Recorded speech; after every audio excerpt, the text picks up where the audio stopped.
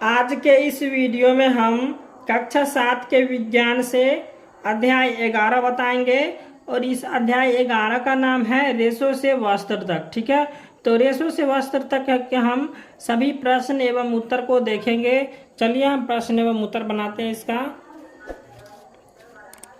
तो यहाँ पे देख लीजिए, यहाँ पे अभ्यास है। ठीक है, और इस अभ्यास को हम बनाएंगे अभी। तो अभ्यास का जो है 1 नंबर प्रश्न है कि सही उत्तर पर सही का निशान लगाएं। ठीक है, और एक का क में है कि जाड़े के दिनों में किस प्रकार के वस्त्र पहनते हैं। तो जाड़े के दिनों में हम ऊनी वस्त्र पहनते हैं। ठीक है, तो यहाँ पर हो जाएगा ऑप्शन नंबर सी। अब इसका ख में है कि इनमें से कौन जंतुओं से प्राप्त होता है। तो ऊनी और रेशमी। ठीक है, तो ऊनी और रेशमी जो है सो हमें जंतुओं से प्राप्त होता है। ठीक है, ऑप्शन नंबर बी। अब प्रश्न संख्या ग है, रेशम प्राप्त करने के लिए रेशम कीटों का पालन करना कहलाता है। तो हो जाएगा सेरीकल्चर यानी रेशम कीट पालन। ठीक है, इसका हो जाएगा ऑप्शन नंबर डी। अब यहाँ पे 2 में है कि बेमेल शब्द पर घेरे लगाएं तथा चुनाव का कारण बताएं। ठीक है, यहाँ पे 2 नंबर प्रश्न है कि बेमेल शब्द पर घेरा लगाएं तथा चुनाव का कारण बताएं। ठीक है, तो यहाँ पे चुनाव का कारण बताना। चलिए 2 का 1 में है अभिमार्जन कोमा बालों की कटाई और कोमा है रीलिंग। ठीक है, तो यहाँ पे अभिमार्जन देख लेते हैं। अभिमार्जन और यहाँ पे है बालों की कटाई, उसके बाद हो जाएगा रीलिंग। ठीक है, तो पहले मैं अभिमार्जन की बात कर लेते हैं। तो अभिमार्जन और यहाँ पे देख लीजिए बालों की कटाई है, तो यहाँ पे हो जाएगा बालों की कटाई रोएदार जानवर की होती है। ठीक है, तो अभिमार्जन और ठीक है बालों की कटाई जो है रोएदार जानवर की होती है। ठीक है, और रीलिंग रेशम के धागों बनाने की प्रक्रिया। ठीक है, तो यहाँ पे रीलिंग जो है हमारा बेमेल शब्द है। ठीक है, अब 2 में है भेड़ लामा रेशम कीट। ठीक है, तो यहाँ पे भेड़ कोमा लामा कोमा रेशम कीट है। ठीक है, तो यहाँ पे भेड़ फिर है यहाँ पे कोमा लगा देंगे, उसके बाद हो जाएगा लामा, उसके बाद हो जाएगा रेशम कीट। ठीक है, तो यहाँ पे पहले हम इसको देख लेंगे। यहाँ पे भेड़ और लामा से जो है हमें ऊन प्रदान करते हैं। ठीक है, भेड़ और लामा जो है सो ऊन प्रदान करते हैं और रेशम कीट से रेशम बनाया जाता है। तो यही हो गया बेमेल शब्द। रेशम कीट जो है हमारा बेमेल शब्द है।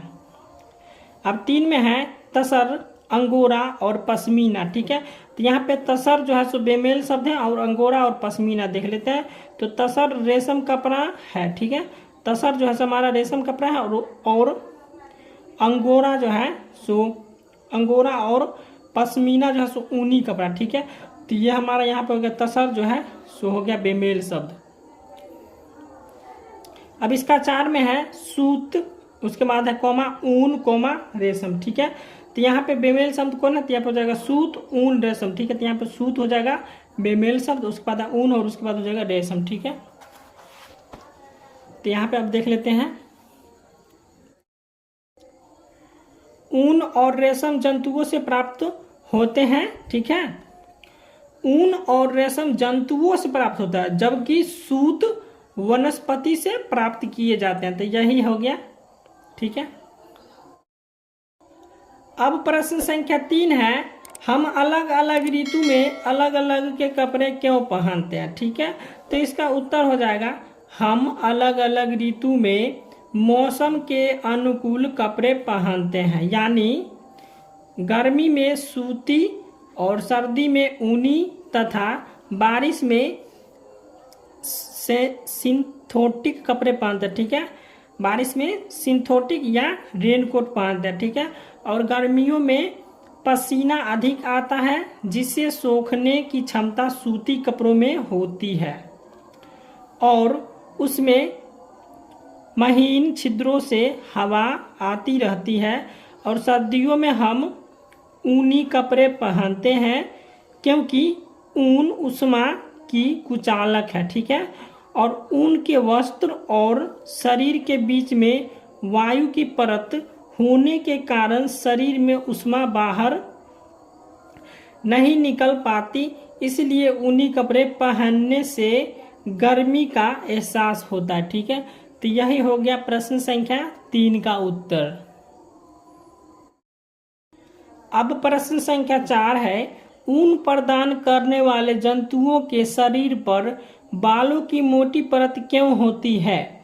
तो इसका उत्तर हो जाएगा कि जंतुओं के शरीर पर बालों की मोटी परत इसलिए होती है क्योंकि बाल इन जंतुओं को गर्म रखते हैं और बालों के बीच वायु आसानी से भर जाती है और वायु उष्मा की कुचालक है, अतः शरीर की गर्मी को रोके रखती है, ठीक है, और बाहर की ठंडी को शरीर में जाने से रोकती है। तो यही हो गया प्रश्न संख्या 4 का उत्तर, ठीक है। अब प्रश्न संख्या 5 है, कोकून को एक सही समय पर पानी में उबालने क्यों जरूरी है? ठीक है, तो यहाँ पे इसका उत्तर हो जाएगा कि कोकून को एक सही समय पर पानी में उबालना इसलिए जरूरी है ताकि रेशम के रेशे अलग हो जाए, ठीक है।